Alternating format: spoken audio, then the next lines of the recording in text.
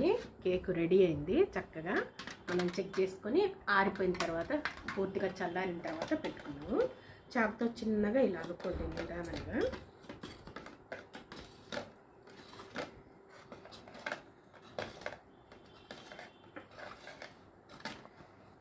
ఇలా అనుకున్న తర్వాత ఇలా పెట్టేసుకోండి. ఇలా పెట్టేసేసుకొని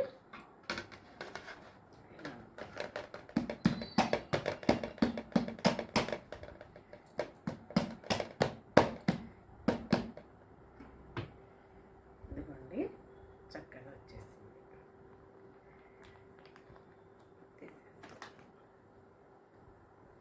చూసారా నీట్గా. మనం మైదా వాడకుండా గోధుమ పిండితోటి, అలాగే పాలతోటి, మరి బెల్లంతో, పంచదార కాకుండా, మళ్ళీ ఓవెన్ లేకుండా ఓన్లీ కుక్కర్ తోటి